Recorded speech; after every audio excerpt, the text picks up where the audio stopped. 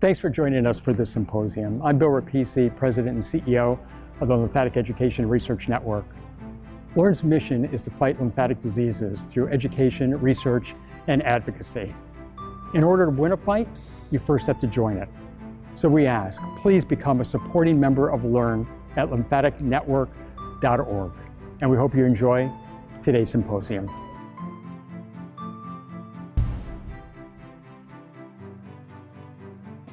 Good morning, good evening to everyone here, and thank you for joining us today for the first L&RN Symposium of 2026. My name is Dr. Rajat Muley, and I am the Science and Medical Director at Lymphatic Education and Research Network. Now it is my honor and privilege to introduce our guest speaker for today, Dr. Giuseppe Visconti. Dr. Visconti is at Agostino Gemelli University Hospital in Rome, Italy.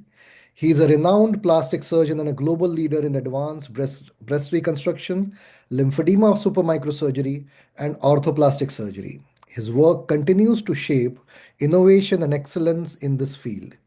Dr. Visconti is also the director of Lymphatic Education and Research Network, Lymphatic Disease Surgery Center of Excellence in Rome.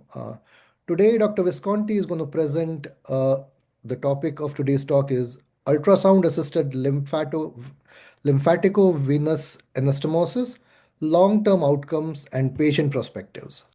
So now, without further ado, I want to welcome Dr. Visconti.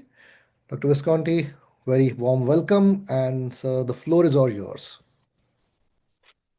Thank you very much, Ajit Muri, for your introduction. And first of all, I would like to thank L&RN for the opportunity to be here with you and to be the first webinar of 2026 dedicated to patient wellness. And I really want to thanks also Cecilia Dupecher and the CEO Repici and Steve for all the support. So I will start sharing my my screen so you can see. Okay, so today my talk will be about ultrasound-assisted lymphaticovenular anastomosis, analyzing long-term outcomes and patient perspective. So those are my disclosure. I'm working in Rome at the University Hospital Agostino Gemelli at Catholic University of Sacred Heart in Rome. So the aim of this presentation is to share with all of you the experience with the ultrasound method in lymphatic surgery, and also to evaluate the long-term outcomes, as well as understanding the patient perspective after surgery. So when we talk about lymphaticovenous anastomosis, we should say that this is a true physiologic procedure compared to also other reconstructive lymphatic procedure.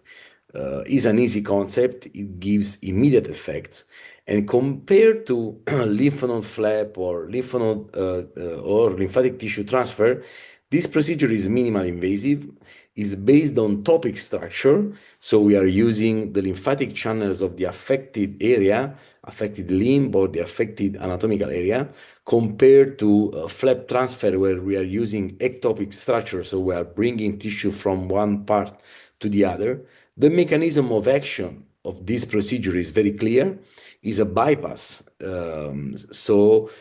Basically, the lymph flow is diverted into the venous system. And this is a true physiological procedure because we are actually anticipating the discharge of the lymph into the venous system. This discharge happens naturally, but it needs to flow along the entire lymphatic tree up to the neck vein, to the jugulo-subclavian vein, but in the majority of the obstructive lymphedema, this flow is blocked. So we are actually using distal vein to anticipate this kind of discharge. This bypass, when is effective, can provide immediate result on the table, is a clear effect. And another advantage of this procedure is that it does not bring extra tissue to an already larger limb. So we know that one of the issue with lymphedema is an increased volume of the limb. And of course, if we are bringing extra tissue into this limb, we are basically enlarging the limb. So it's functionally and cosmetically sound. Is technically more difficult. It requires supermicrosurgical procedure, but also because it requires a very comprehensive preoperative planning to be performed in the best way. And if well designed, it provides high patient and surgeon satisfaction with the minimal risk. But of course, unfortunately, not all keys fits all locks, so some patients cannot benefit from LVA. This applies especially when we are facing patients with severe sclerotic channels. So why ultrasound assisted? So all this journey started in 2015 when I was at the Tokyo University Hospital as a fellow. I had the privilege to be the first European plastic surgeon with a fellow with a Japanese medical license. So I was able to participate in all the clinical activities, including surgery. And so I was privileged to be trained by a living legend that is Professor Isao Koshima, who relaunched the lymphaticovenous anastomosis applying the supermicrosurgical technique. But I was also lucky and fortunate enough to meet another great surgeon there, who is Dr. Akitatsu Hayashi, with whom we really established a long-term collaboration, and then brings us to many publication and a lot of work together. And I'm very happy for that. And at that time, there was the really beginning of the application of the ultrasound in the preoperative planning of lymphatic surgery. And Dr. Hayashi is actually the pioneer of that. And then after a few months, we were officially opening the lymphedema center at my university hospital, and we had Professor Koshima as a special guest to inaugurate the center. And then after 2 years, we started with the ultra high frequency ultrasound. So this machine came directly from Japan. We were the first European user of this machine, and this was 2017. And since then, we were using ultra high frequency ultrasound in all our lymphatic surgery, either lymphaticovenous anastomosis and also for flap planning, and really had the privilege to discover so many things, and this really had a big impact on the entire lymphedema practice. So nowadays, why we are using ultra high frequency ultrasound? So ultra high frequency is a special type of ultrasound which use some probes which are defined as ultra high frequency because they have a frequency that goes over 30 megahertz. And this ultra frequency allows to scan the more superficial layer of the soft tissue, so below the skin, but it provides also a very wider area of information. You can see the focal point of the ultra frequency ultrasound 70 megahertz is 30 micrometer and 50 micrometer with a 48 probes. And you can see in this image how when we compare the median nerve by using standard high frequency ultrasound, you can see with the ultra high frequency, we can get this kind of ultra detailed image. We can count the fascicles of the median nerve. And this image is actually comparable to the histologic image that you can see on the right. So why using ultra frequency ultrasound? So what we discover by using this technology, why today this technology become really quintessential in this surgery, because the ultra high frequency clarify findings with contrast-based technologies that you will see later. It provides further information over the contrast-based technology like lymphoscintigraphy or ICG lymphography. It provides, it gives you findings of the lymphatic degeneration, find lymphatic channels that are not visible with contrast-based technology. So this actually brought to expand the indication of such minimal invasive procedure. It allows to locate appropriate recipient venue, so to plan correctly the incision. It allowed the planning of complex LVA like efferent lymphaticovenous anastomosis, alternative methods for venous-depleted sites, new anatomical findings like the confluence point, allow the planning in iodine allergen patients that cannot undergo some contrast injection, to manage lymphocell and lymphocyst, and also in prophylactic surgery. So why it goes beyond contrast-based image? And this is very important. So ICG lymphography has been introduced already 20 years ago, and is a great technology. It's a portable technology that allows a live visualization of the lymphatic system. But this is good and very clear in early moderate case. But in patients with a moderate to advanced lymphedema, you can frequently see area of dermal backflow. So you just see a big white area of contrast below the skin. You are not able to see the linear pattern. You are not able to identify the lymphatic channel. What this technology does is that you put your probes on the affected limb, and you will see lymphatic channel vein that are not able to be seen, to be detected by this contrast-based technology. And this allows really to provide you information that are not possible with other technologies, and allows you to understand if this patient is suitable for this kind of procedure, and allow you to plan this procedure accordingly. But also, according to a study that we did already almost 6 years ago, is that the ultra-high frequency imaging of lymphatic channels actually not only provide you the information of the presence of the lymphatic channel, but actually gives you also the information of the degeneration status of your lymphatic channel.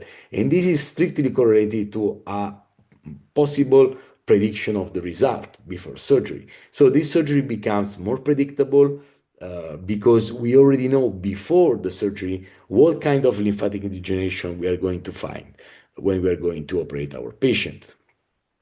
And this allows to target high flow lymphatic channel, like in a lower limb, like in this patient. This patient has a very thick pannus. ICG cannot allow to find clearly the lymphatic channel, but ultra frequency ultrasound allow to do that. And we are going to select this kind of lymphatic channel. So very powerful channel. You can see here how big flow is coming from the channel, and we can perform this kind of lymphaticovenous anastomosis, which are very powerful. And you can see in this video live how the lymph is very much diverted into the lymph, into the venous system, and how this kind of deviation, this kind of bypass can be very effective.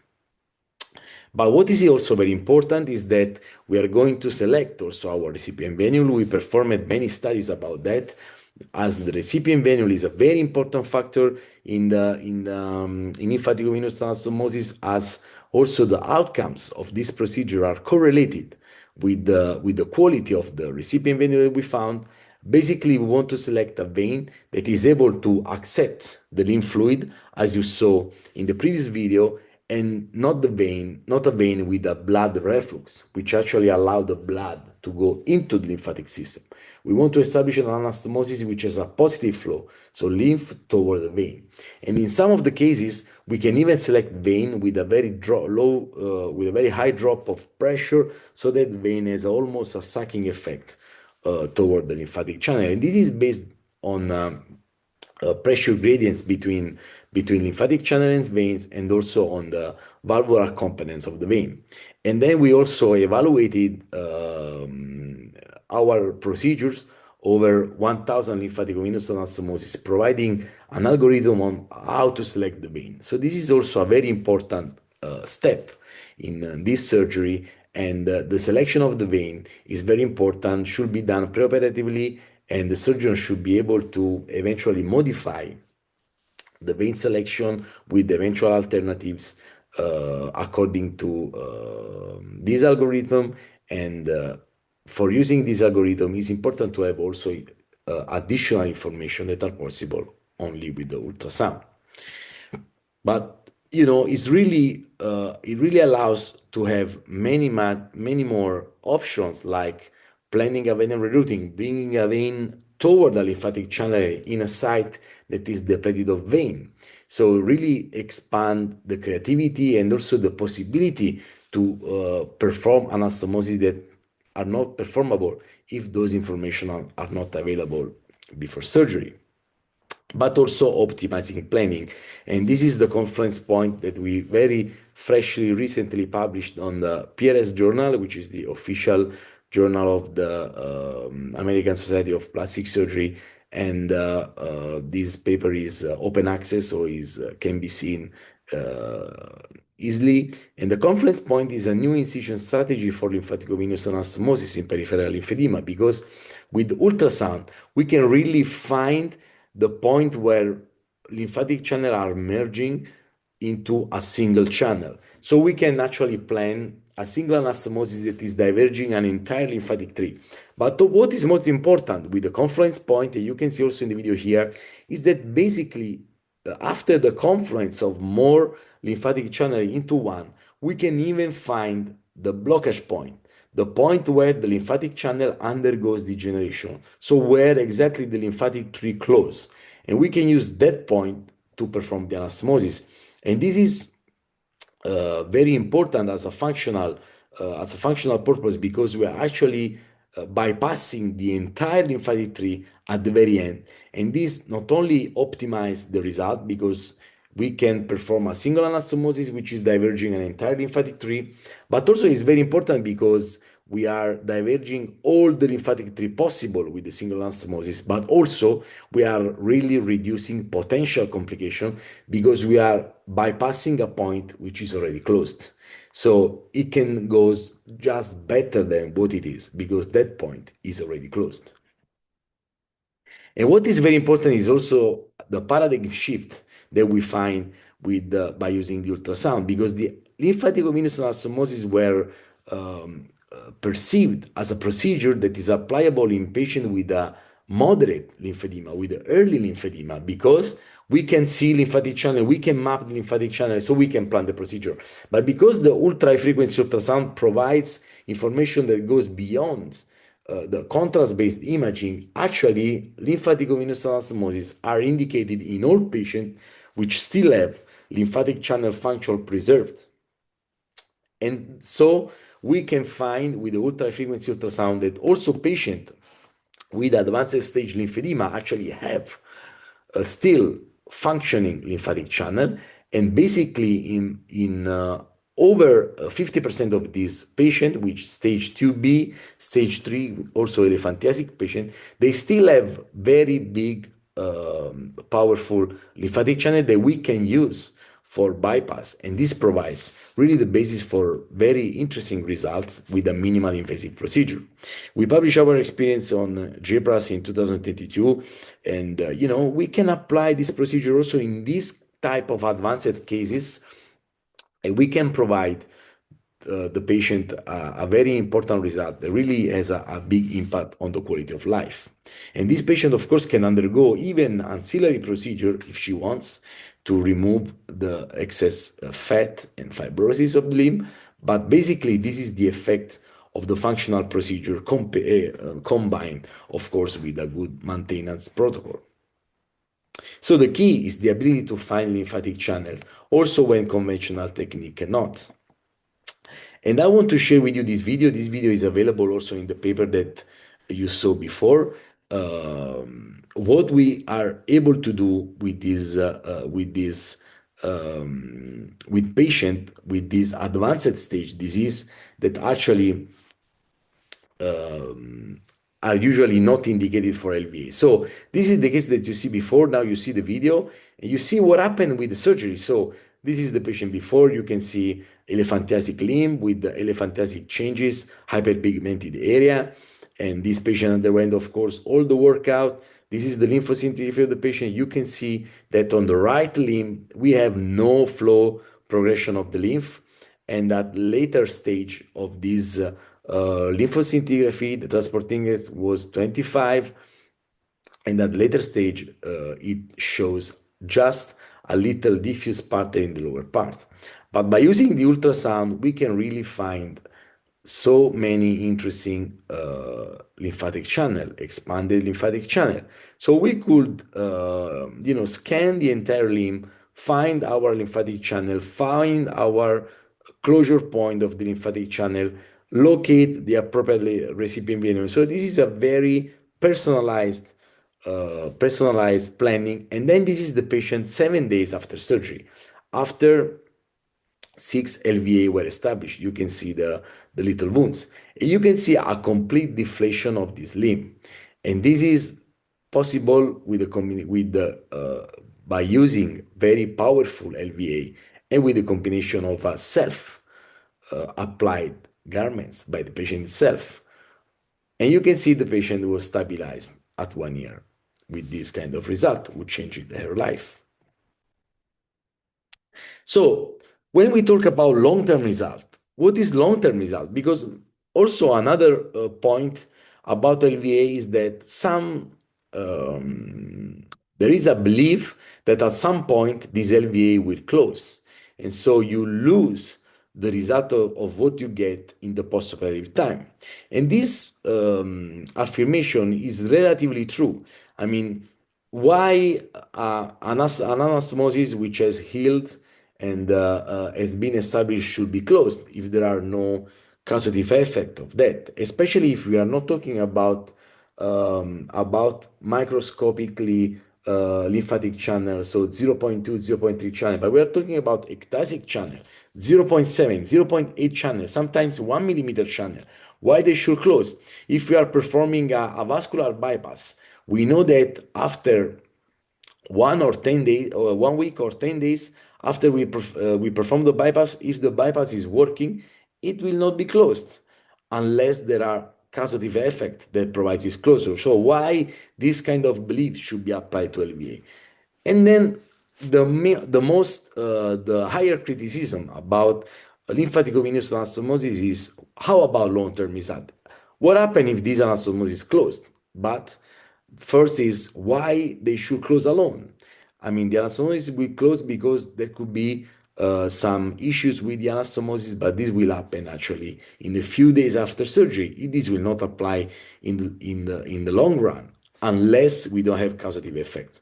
So, but again, we need to demonstrate, we need to verify that this procedure, the lymphaticovenous anastomosis, can provide also long-term result. So we can inform our patient on what is the expectation. But what is long-term result? So overall result, at least 2 years after surgery for lymphedema. Why 2 years? Because 2 years is the amount of time that we can see that the result will really be stable. I mean, usually a patient which undergoes lymphaticovenous anastomosis, they undergoes a very impressive improvement of the limb. Then they will have a period of around 5 to 6 months where there will be a compensatory effect. They need to do some support to the LVA, especially for lower limb, because the gravity effect on the LVA will a little bit brings to some resistance to the functioning of the LVA. But after this half year of maintenance, they will start to see the limb to be stabilized. And if this stabilization will, get better and better and better, then the final result will be established. So if we can see that the result is stable at least 2 years after surgery, we can talk about positive long-term results. And also, another point is that how do we evaluate long-term result? What do we mean with result? When we are talking about lymphedema, especially, the most frequent lymphedema that are affecting the limbs, lower limb, upper limbs, genitalia.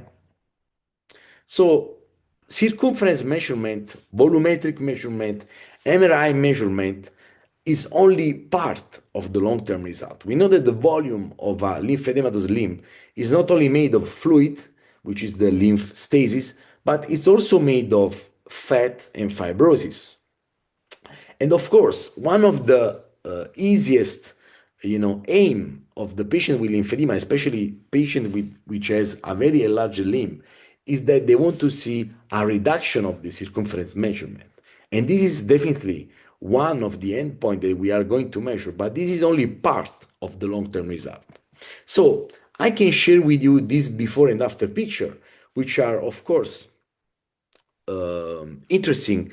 Before and after, you can see a very nice limb deflation, either in frontal and back view, and another case 2 years after in frontal and back view. This is another secondary upper extremity lymphedema, or a lower limb case, lower extremity lymphedema, very nice before and after, 3 years after the procedure. Or, I can share with you even these kind of elephantiasis cases, 4 years after lymphaticovenous anastomosis, better and better and better and better. So those results, of course, they talk alone, but those pictures are only pictures and only part of the story. It means that in that exact time that we took the picture, of course, it was by chance, but so still is a good indicative effect, but the picture that can show a volumetric benefit of this patient is only part of the story. Why? Because besides volumetry, which is the things that we, easily understand in this patient, we need to try to understand what is the life of a patient with lymphedema. Do this patient need compression garment to keep this result? And of course, compression garment is not responsible for the result because compression garments were worn also before the surgery. So it sustained the surgical result. So do they need compression garment? And in case they need compression garment, what kind of compression garment class they need? Because you can talk to all the patient, and it's very important if the patient is wearing non-medical compression garment, or if he is wearing medical compression garment, and is very different for patients to wear a class 1, a class 2, or a class 3. It's a different efforts that they need to use. It's a different discomfort that they need to feel every day. And then another point is improvement and imaging. We can see improvement at volumetry. We need to understand how is the daily life of our patients. Then we want to verify the improvement at imaging, that basically is reduction of the dermal backflow, that we can verify with ICG lymphography, we can verify with lymphoscintigraphy, and then the questionnaire based on quality of life, how the surgery affect positively or negatively your quality of life after surgery. So we should talk about composite outcomes. We can achieve very beautiful decongestion of the limb by performing a very aggressive decongestive therapy on an operated limb, but this is not the point. The point is a stable result over time, which is compatible with the patient daily life. And so when we talk about composite outcomes, it's very important that we evaluate quantitative data, that we perform a quantitative analysis. It means that we evaluate the volumetric changes, circumference changes, or like in this case, we were using upper extremity, lower extremity lymphedema index that are connected to the circumference. But we also need to evaluate qualitative data, qualitative analysis. Does our patient after surgery need compression garment? If the patient always needs compression garment, we think this is a poor result. If the patient needs compression garment only when he's doing strenuous activity, it's a good result. We also have cases that they don't wear any more compression garment. This is an excellent result. But also, for those who are wearing compressive garments, we also need to understand what kind of class of compressing garment they are wearing and if it's a medical or non-medical. So if there is a no reduction of compression class before surgery compared to the before surgery period, then it's a poor result. But if the patient is still wearing compression garment, but she or he reduces the compression gas, this is still a good result because it's a more comfortable compression garments to use by the patient. So we need to evaluate composite outcomes to try to have a wider understanding of this disease.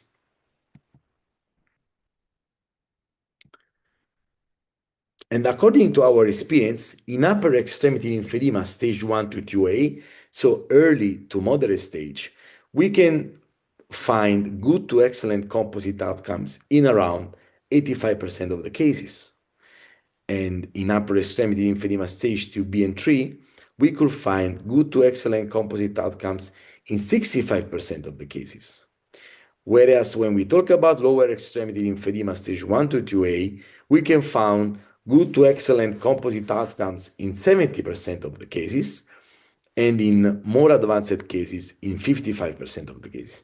And the differences between the upper and lower extremity is unfortunately related to the gravity effect.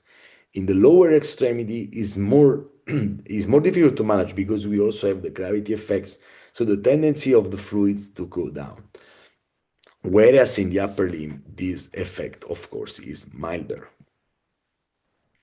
And now I want to share with you some, true stories about lymphedema. Those are made of course, by my patients, so they're talking in Italian, but they have English subtitle.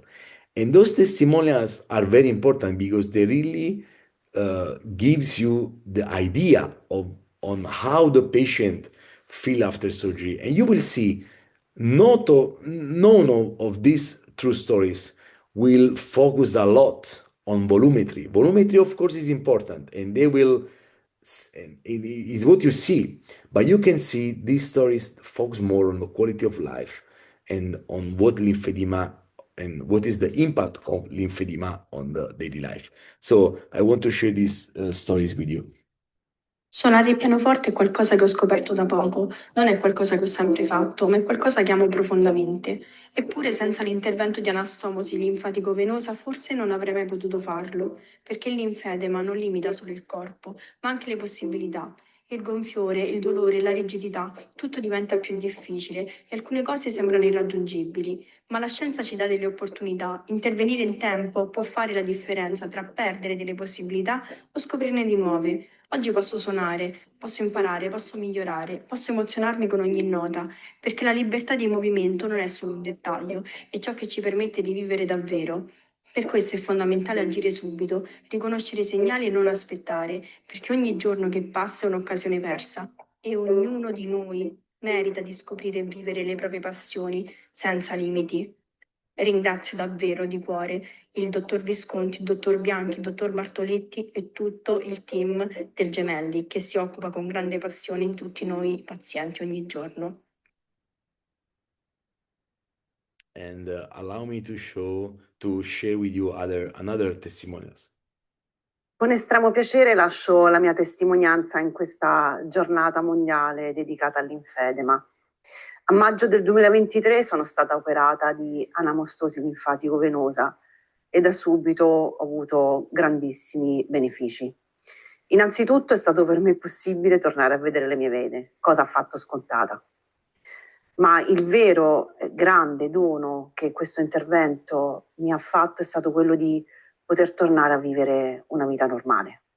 Non ho più avuto problemi in estate dovuti al caldo, non ho più avuto dolore e soprattutto sono riuscita a liberarmi in più occasioni dell'indumento elastico. Non potrò mai ringraziare abbastanza il dottor Visconti e il dottor Bianchi per questo dono e lascio giudicare a voi il risultato.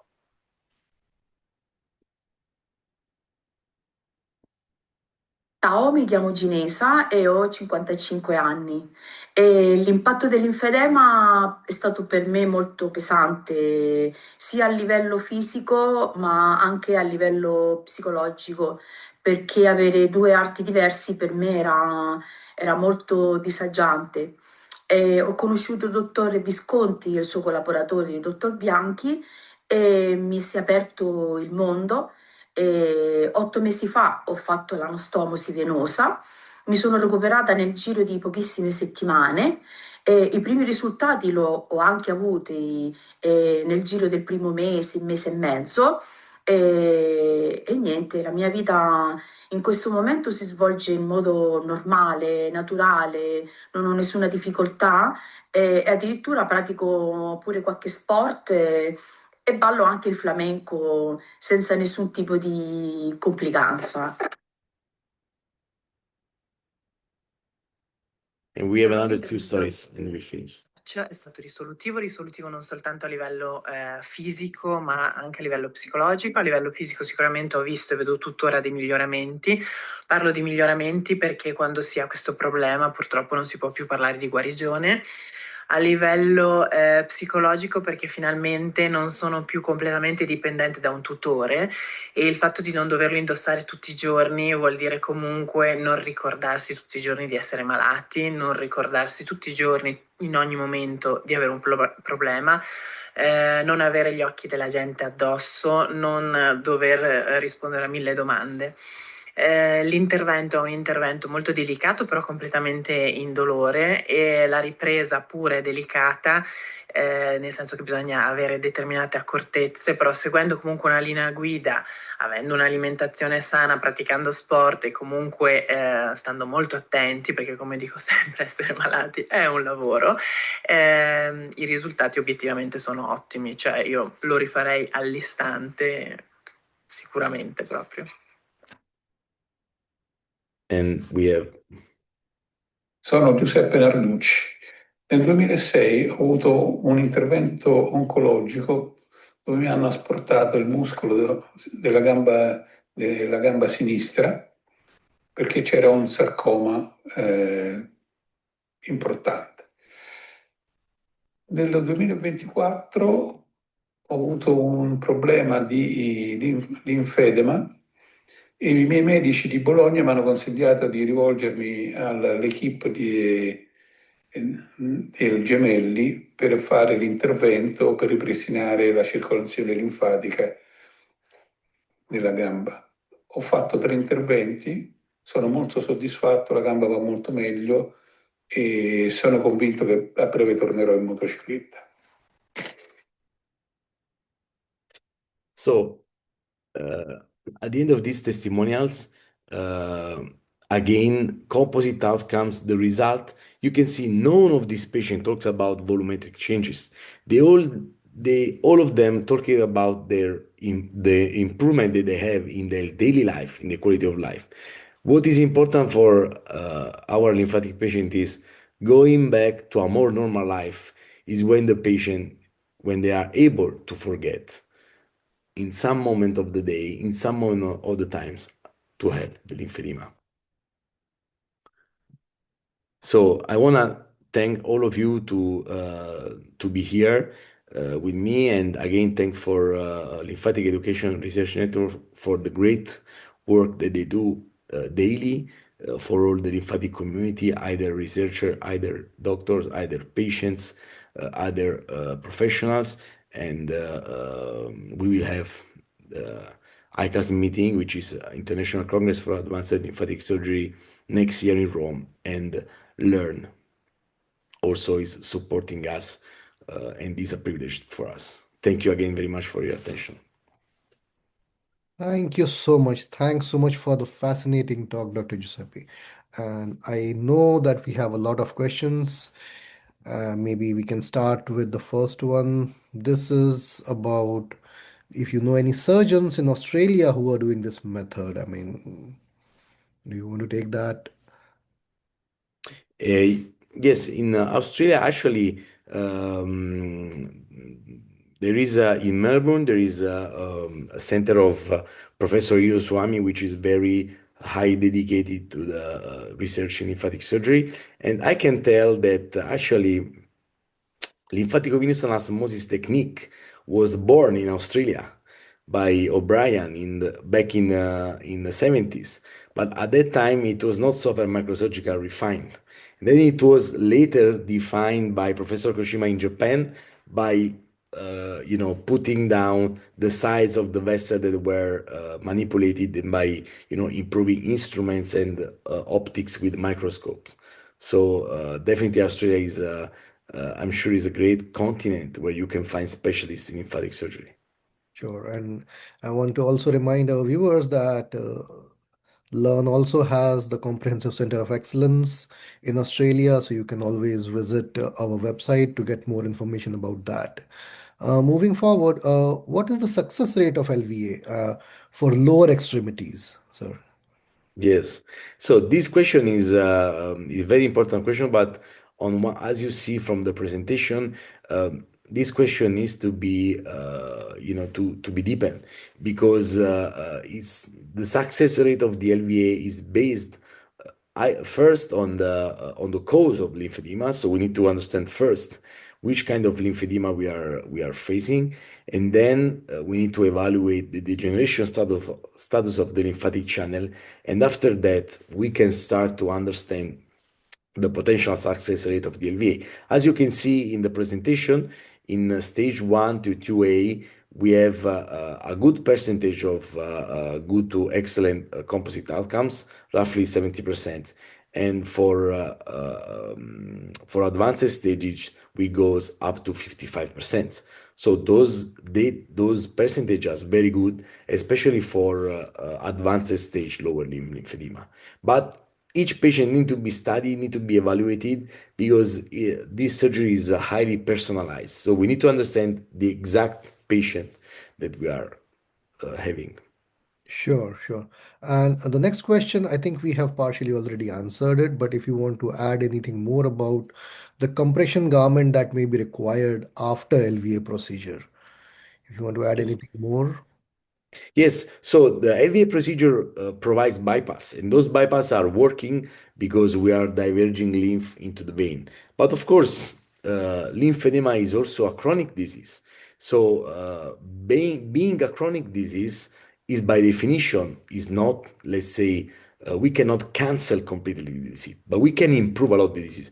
And this is actually what we are doing worldwide with all chronic diseases that we know, from hypertension to diabetes to inflammatory disease.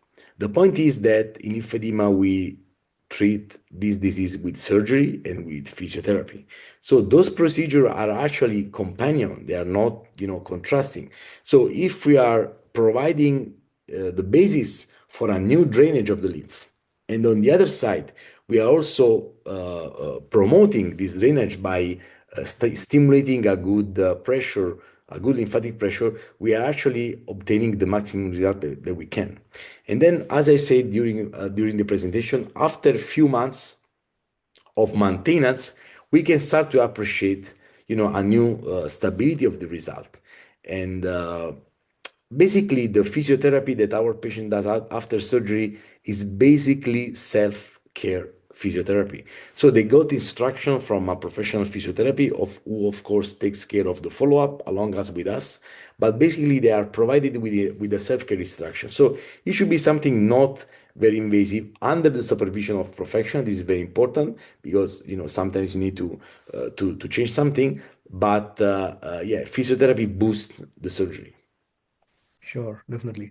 The next question is something related to primary lymphedema. Uh, does a primary lymphedema patient be benefit from LVA, and can LVA improve the discoloration of the limb or skin changes such as potential ulcers? Do you have any insights on that, sir? Yes, lymphedema, primary lymphedema is a much more complex disease because compared to the secondary, where we are usually facing a normal lymphatic system which has been obstructed, in primary lymphedema we have basically a malformation or a malfunction of the lymphatic system itself. So in some cases, based on the etiology of the malfunction, we can perform LVA, and this can help. But in some other cases, LVA are not indicated because the lymphatic channel themselves are damaged actually, so they cannot be bypassed. And about discoloration, it depends the reason of discoloration. So sometimes discoloration is associated also with the microcirculatory disease that sometimes goes along with the primary lymphedema. So some patients they may suffer from Raynaud syndrome. Some patients they may suffer from little venous insufficiency, and this of course will be responsible for the discoloration. So if the discoloration is basically related to the lymph stasis, as also you can see in some cases during my presentation, then that discoloration will improve because our procedure will download the lymph stasis. But if the discoloration is not directly related to the lymph stasis, then it's another type of problem, and so it should be addressed differently. Sure. We have quite a lot of questions, and I will try to get all of them as much as possible. The next one is, sir, is the debulking surgery, does it need to be performed prior to LVA, or can we do LVA without a debulking procedure? So we basically prefer to perform LVA procedure before, because LVA procedures is important either because it reduces the lymph stasis, so it gives you, the picture of the remaining volume, which is adipose tissue and fibrosis that have been accumulated and increased related to the lymph stasis, and also because it provides you also the opportunity to treat special area of adipose tissue accumulation. Another reason why the bulking surgery, I prefer to perform the bulking surgery after LVA procedure, is that the bulking procedure provides scar. So if you are performing LVA procedure after liposuction, after the bulking procedure, you may have some kind of technical difficulty in dissecting tissue, because those tissue, they already have internal scars because of inflammation. If you are also putting surgery before, then the microsurgical procedure may become more complicated. Sure. Another question is about lymph node transfer. They are asking if LVA is performed in conjunction with lymph node transfer. If so, which procedure should be performed first? So, of course, LVA can be performed in conjunction with lymph node transfer, and there is not a golden rule. As I said before, the choice of surgery should be based on personalized evaluation of the patient.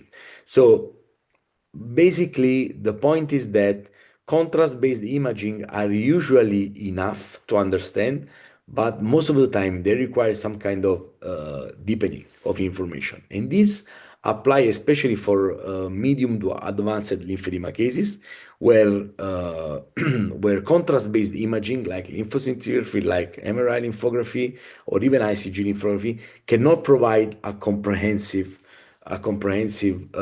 understanding of the disease. So in some cases, if we don't have a complete figure of the lymphatic anatomy, we may exclude the LVA just because we cannot see lymphatic channel with the contrast-based technology. So the point is that there is no procedure that should be performed before or after the other, but which is the most indicated procedure for each patient. This is the point. Sure.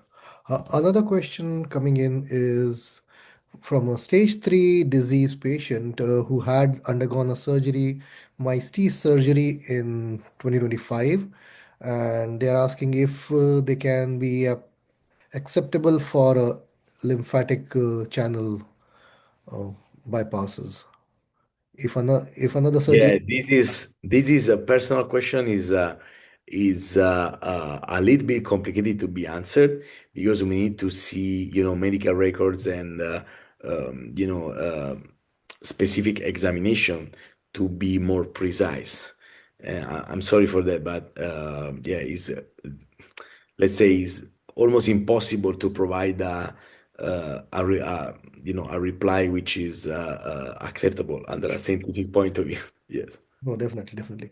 So there are a lot of questions about compression stockings after LVA, and I think we have already covered that topic the with the first question that we answered. Like, if a patient has a poor or mediocre outcome, is there an opinion? Is there an option to do another procedure, or all possibilities explored during the first surgery itself? So, are there Yes. follow-up surgeries involved in this? Yes. So this is also important. So we can, in majority of the cases, predict the reply of the outcomes of our surgery. But of course, we need to verify that after surgery, and after that we have a complete understanding of the lymphatic anatomy and of lymphatic function of the limb.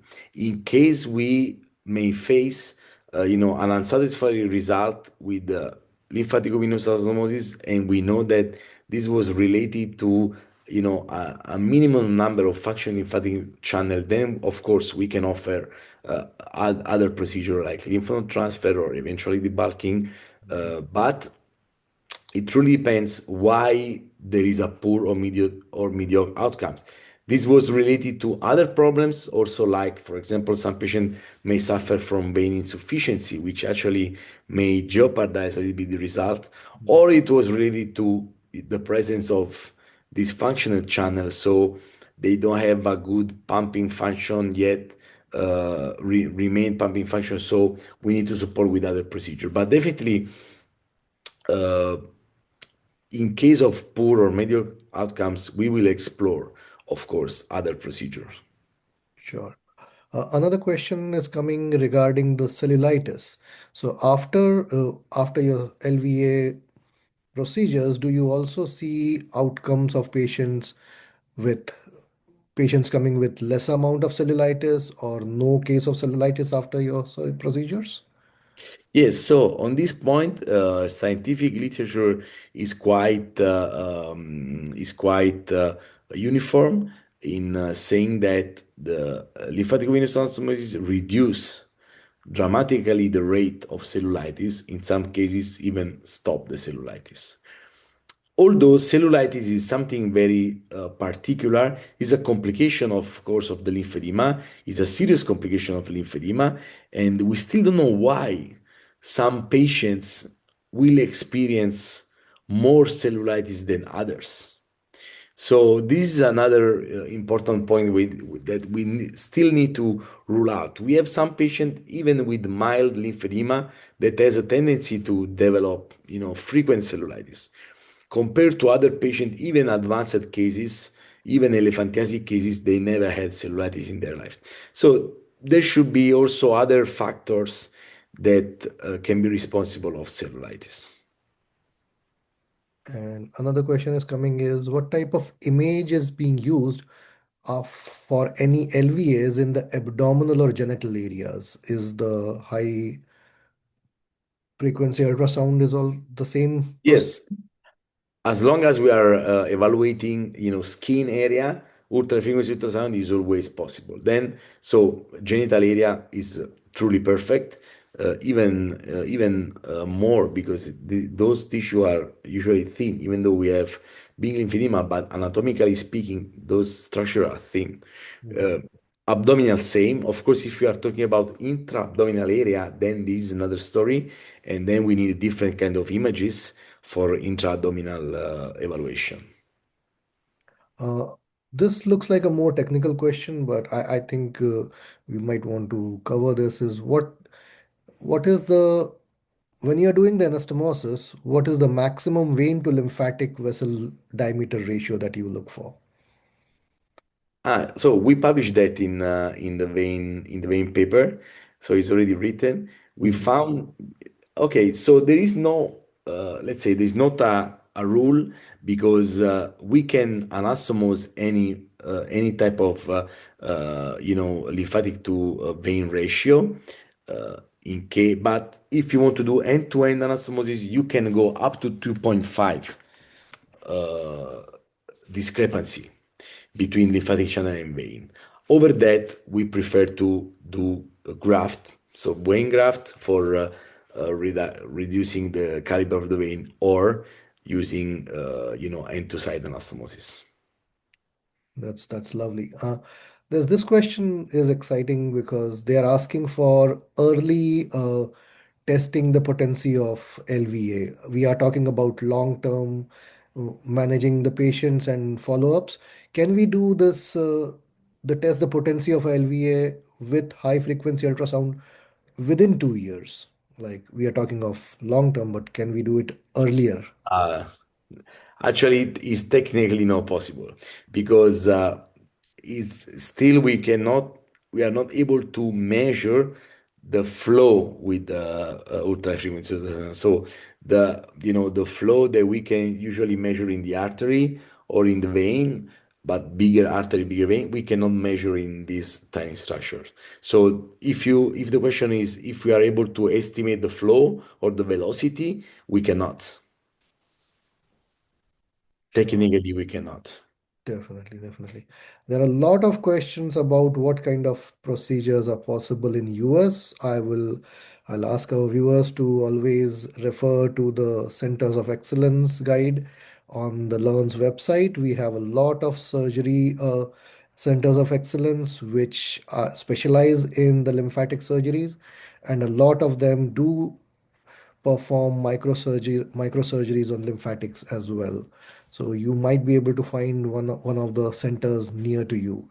Uh, One other thing that people are asking about is a microbubble contrast with high frequency ultrasound. Do you have any comments about that, sir? Yeah, so microbubble has been described as a kind of contrast for lymphatic channel, but it's basically not needed to be performed. So there is no reason to use microbubble because you can clearly see lymphatic channel without any contrast. Right. I think we have time for just one last question, and I think I have this one, which is manual lymphatic drainage and conservative therapy after LVA. What should patient utilize, and or both? Yeah, so this depends basically on the severity of lymphedema and on the outcome of the surgery. So if we perform a surgery and we know and we verify that we have very good lymphatic channel and the limb is already, moderate lymphedema, early lymphedema, basically lymphatic massage can be enough. In more advanced cases, we need to do, a little bit more efforts at the beginning to optimize, to boost our LVA, so to obtain the maximum decongestion that is possible. I would like to thank you, Dr. Visconti, for your generous time and taking all our questions and sharing your expertise and the remarkable patient stories that are really, really heartwarming and encouraging for our community here. Until next time, it's your host, Dr. Rajit Mule, signing off. Thank you so much and have a good bye.